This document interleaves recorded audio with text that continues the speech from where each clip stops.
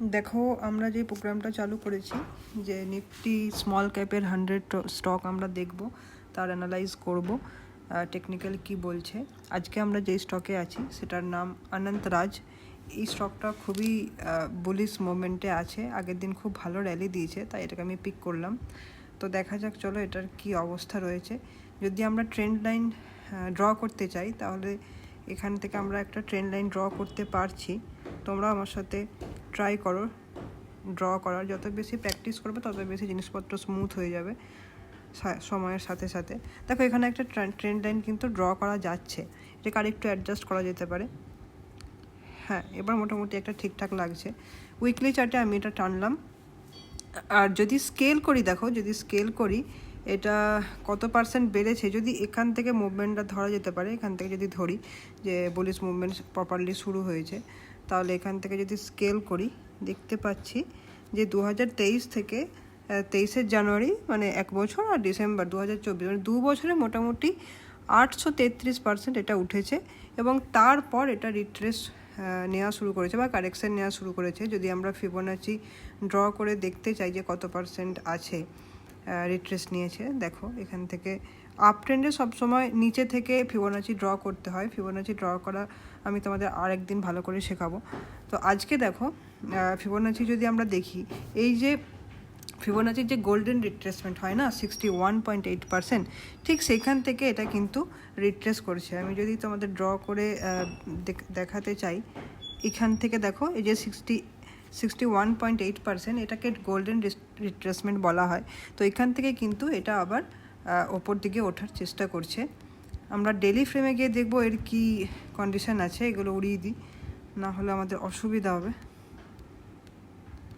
ঠিক আছে, তো মোটামুটিভাবে আমরা ট্রেন্ড আইডেন্টিফিকেশান যেটা সেটা হলো যে হ্যাঁ এটা আপ ট্রেন্ডে রয়েছে। এখানে একটা লিকুইডিটি জোন তৈরি করেছে, লিকুইডিটি জোন তৈরি করার পর এ আবার ওঠার চেষ্টা করছে। এর সাথে ভলিউম দেখো খুব সুন্দর, কিন্তু ভলিউমও রয়েছে। তো এত বড় ভলিউম যখন তৈরি করেছে, সেটা মনে করা হয় যে ঠিকঠাক মানে ব্রেকআউট। যদি এখানে একটা লাইন আমরা টানি, দেখো এখানে দেখা যাচ্ছে যে অনেক দিন ধরেই এটা কিন্তু একটা রেঞ্জের মধ্যে ছিল, মোটামুটিভাবে বলা যায়। এই যে রেঞ্জে ঢুকেছে ধরো তোমার ফেব্রুয়ারি 2025 থেকে এখন সেপ্টেম্বর 2025 পর্যন্ত রেঞ্জের মধ্যে ছিল। এখন আমরা উইকলি চার্টেই আছি।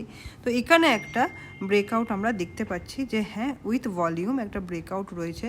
এবার এই ব্রেকআউটটা সাস্টেন করবে নাকি এটা আবার মানে নেমে যাবে, সেটা সময়ের সাথে সাথে দেখা যাবে। কিন্তু যেহেতু ভলিউম তৈরি করেছে এবং 2-3 দিন ধরেই, দেখো আমরা ডেলি চার্টে এলাম, ডেলি চার্টে কিন্তু 2-3 দিন ধরে এই যে এখানে একটা ভলিউম তৈরি করলো, দেখতে পাচ্ছ তোমরা এখানে একটা ভলিউম তৈরি করলো, এই দেখো কত বড় ভলিউম। এবং তারপর 2-3 দিন এখানে সময় কাটালো, এবং যেহেতু নেমেই গেল না, সেহেতু বলা যেতে পারে যে হ্যাঁ এটা একটা মানে বুলিশ বা স্ট্রং ব্রেকআউট হতে চলেছে। এবং তারপরের দিনও উইথ ভলিউম এখানে কিন্তু আর একটা বড় গ্রিন ক্যান্ডেল তৈরি করেছে, দেখতে পাচ্ছ। তো বলা যেতে পারে হ্যাঁ সত্যি এটা একটা মানে 90% চান্স কি স্ট্রং ব্রেকআউট হয়েছে। এবার এখানে কিন্তু আরেকটা জিনিস যেটা দেখার, সেটা হচ্ছে এই যে জোনটা রয়েছে না, যে এখন যেখানে এটা ট্রেড করছে, এখানে কিন্তু একটা অনেক বড় সাপ্লাই জোন রয়েছে। বা এখানে একটা, যদি আমরা এখানে ড্র করতে চাই, আর একটা লাইন আমি ড্র করি, আমি অ্যাকচুয়ালি একটা রেক্ট্যাঙ্গেল ড্র করতে চাইলাম, সেটা এখন আমি খুঁজে পেলাম না। দেখো এইখানে একটা কিন্তু এই যে জোনটা রয়েছে না, এই জোনটা কিন্তু অনেকবারই ধাক্কা খেয়ে খেয়ে এখানে একটা সাপ্লাই জোন রয়েছে, এখানে সেইটাকেই আমরা রেজিস্ট্যান্স লেভেল হিসেবে আবার নেমে এসেছে, এখানে আবার একবার টেস্ট করেছে, এবং এখন যেটা রয়েছে পুরো এই জোনের ভিতরে রয়েছে। এখন দেখার যে এই যে লেভেলটা সেটাকে ব্রেক করে উঠতে পারবে কি না, নাকি এখানে যে সব থেকে ভালো হয় কী বলো তো, যদি এখানে কিছুদিন সময় কাটিয়ে তারপর গিয়ে, এগুলো আমি উড়িয়ে দিচ্ছি, তারপরে গিয়ে ওঠে, তবে এটা একদম মনে করা হবে যে হ্যাঁ সুন্দর একটা আপ র্যালি দেখা যাবে। আপাতত মোটামুটি এই লেভেল অবধি তো যাবেই, যাওয়ার কথা 800 লেভেল অবধি। তো এটাকে যদি 2-3 দিন সময় কাটিয়ে আবার ছোটো ছোটো ক্যান্ডেলে, এবার এখানে আরেকটা যেটা সমস্যা সেটা হচ্ছে যে এটা কিন্তু পারপেন্ডিকুলারভাবে উঠছে। দেখো একদম 2 দিনই অনেকটা র্যালি দিয়ে দিয়েছে, সেই ক্ষেত্রে এটা একটু ভয়ের ব্যাপার বটে। এই দেখো পারপেন্ডিকুলার যে র্যালিগুলো হয় না, সেগুলো মানে একটু একটু কনসাস হতে হয় যে হ্যাঁ কী হচ্ছে না হচ্ছে, একটু কনফার্মেশনের দরকার হয়। তবে দেখা যাক যে কি হয় না হয়। এই যে এই লেভেলটা যদি আমরা পার করতে পারি, এইখানে যদি 2-3 দিন সময় কাটি, এই যে রেঞ্জটা রয়েছে না, এই রেঞ্জটা যদি আমরা 2-3 দিন সময় কাটি তারপর উঠতে শুরু করে, তাহলে মনে করা হচ্ছে যে একটা ভালো র্যালি আমরা আগামী দিনে পেতে পারি। তো তোমরা এখানে ট্রেড নিতে যেও না, দেখো, শেখো, বোঝো, নিজেদের ডিসিশন ভাবে ট্রেড নাও।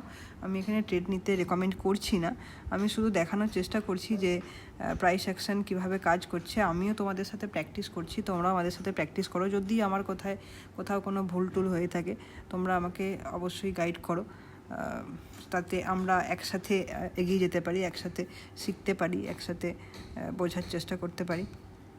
তো আজকে এখান অবধি থাক, আমরা পরের দিন আবার অন্য স্টক নিয়ে আসবো, অন্য স্টক নিয়ে আমরা কথা বলবো। তোমাদের যদি কোনো স্টক থাকে তো আমাকে কমেন্টে জানিও যে এই স্টকটা আমরা দেখতে চাইছি, তো সেটা আমরা চেষ্টা করব যে করার। তো ঠিক আছে, চলো, টাটা, বাই বাই।